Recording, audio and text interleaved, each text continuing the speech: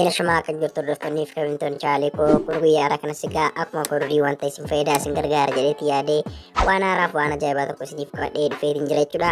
Har'aan kana egaa akkamitti akka iccitii keenya namni gonkumaa nagarra goonee karaa itti hojjechuu dandeessu jechuudha. Egaan jalqabaa ennaa bantan appilikeeshiniin kun baay'ee ta'u kan isin jeequs mini garuu isteeppii wanta amma isinitti agarsiisu iccitii keessan isiniif dhoksuu cinatti illee wanta kan biraa isin fayyaduu hedduu ni qaba jechuudha. Egaan jalqabaa akka daawunlood gootanii erga instaal gootanii booda iddoo kanarratti paaspoortii akka isin galchitanii fi isin gaafate jechuudha. Kanaaf paaspoortii galchuutii qabdu jechuudha. Isa dura garuu ayyama yoonni isin gaafate allahu jechuutii qabdu jechuudha. Egaan paaspoortii keessan akka isinitti galchachuutii qabdanii kunootti ishee kana tuquudhaan ni harkistu jechuudha. Kunootti harkaan isin agarsiisaati deema jechuudha appilikeeshiniin kuni. Kanaaf kunoo akkuma agartanii bifa kanaatiin ni naannessu jechuudha bakka barbaadanitti.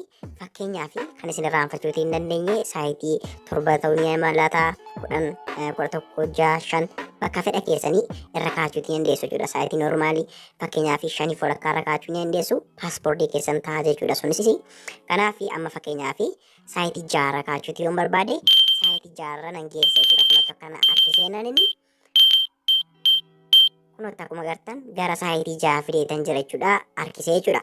Saniin booda kun akkuma agartanii iddoo kanarraa al tokkootiif ni tuqxu jechuudha.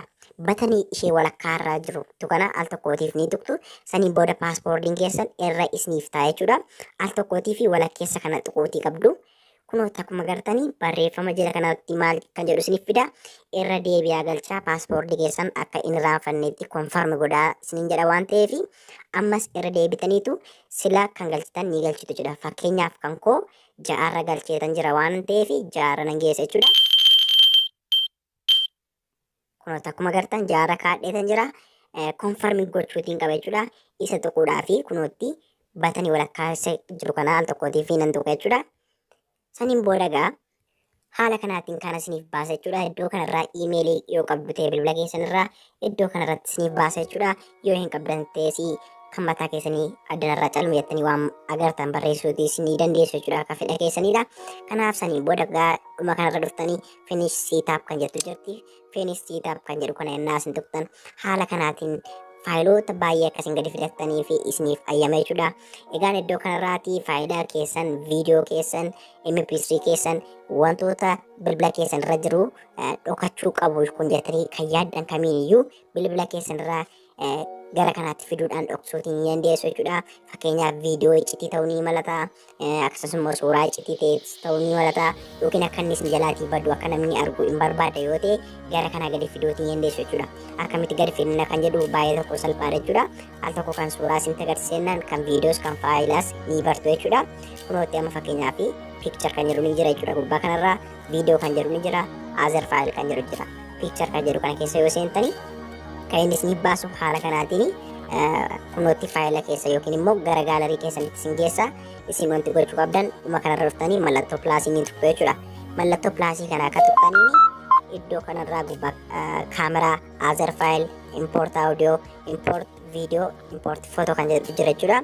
Kanaaf as keessatti import photo kan jedhu kana ni tuqxu. Sanii booda suuraa keessan gaalarii keessan keessaa akka isin filattaniif isin gaafata. As keessaa bakka suuraan keessan jiru ni filattu jechuudha. Fakkeenyaaf suuraa kana dhoksuutii yoo barbaade nan filadha jechuudha. Saniin booda kunuutti akkuma agartanii suuraa sana dirraayitii godhadhee wanta dhoksuu barbaade jechuudha. Gubbaa kanarraa mallattoon qulfii yookiin immoo mallattoon kii ni jirti jechuudha. Mallattoo qulfii kana al tokkootiif ni tuqxu jechuudha. Kana al tokkootiif ennaa isin tuqxan faayila isin dhoksuutii barbaadan sana gara appilikeeshinii kana keessaatti gadi isiniif fideetti jira jechuudha bifa kanaatiin. Kanaaf salphaamatti as keessaatii saayitii barbaadanitti argachuutiin dandeessu jechuudha. Inni kan biraan appilikeeshinii kana baay'ee tokko isin ajaa'ibsiisu intarneetii addama barateessanii intarneetii dhoksaa fayyadamuutiin dandeessu. Wanta yeroo intarneetii irraa fayyadamtan namni akka argu hin barbaanne addana jalaan gargaaramuutiin dandeessu. Kunuutti akkuma agartan feesbuukii, googilii, ask.com, yaa'uu ni qaba, bingii ni qaba. Daak goo kan jedhu daak goo ni immoo baay'ee tokko barbaachisaa kan ta'e jechuudha biroozara keessatti. Kanaaf egaa kanadha jechuudha. Akkamittiin as jalaatii deebisnee baasna kan jedhus immoo kan isin agarsiisu ta'a jechuudha. Faayila tokko amma fakkeenyaaf dhoksitanii kaastanii deebitanii immoo faayila sana bakka dhoksitanii kana keessaatii baasuutii yoo barbaadanii baay'ee tokko salphaadha jechuudha. Kunoota akkuma agartanii suuraa dhokataa sana al tokkootiif gadi ni qabdu jechuudha. Sekendii tokko kennaa isin gadi qabdanii raayitii akkasiin gootaniif sin gaafata. Saniin booda gubbaa kanarraa mallattoon qulfii ni jirti. Mallattoo qulfii kana ni tuqtu. Saniin booda unhide kan jedhu jira jechuudha. Unhide kan jedhu kana al tokkotiin ni tuqtu.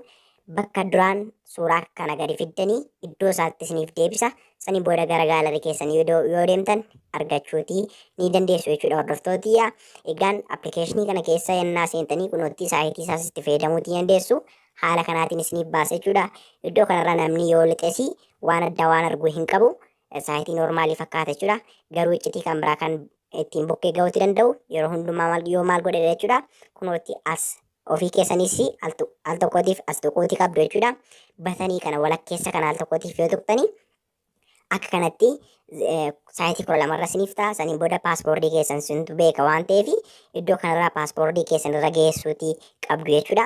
Fakkeenyaaf akka kanatti cufattan jirtu yoo ta'e bifa kanaatiin gara paaspoortii keessanii ni geessitu. Saniin booda isinumti deebitanii ammas immoo batanii kana al tokkootiif ni tuqxu jechuudha. Paaspoortii keessan ergi haala kanaatiin ergi irnaanistanii keewwattanii saniin booda egaa innaa isin al tokko baasanii kana tuqxan haala kanaatiin faayila keessan keessa gadi isin fida. Kanaaf bifa kanaatiin iccitii namni hin beekne as keessaa kaa'achuudhaan itti fayyadamuutii dandeessu. Baay'ee tokko kan isin gargaaru akka isin tolee abdiin qaba. Nagaan naaf tura, isin jaalladha, isin kabajaa. Bye bye.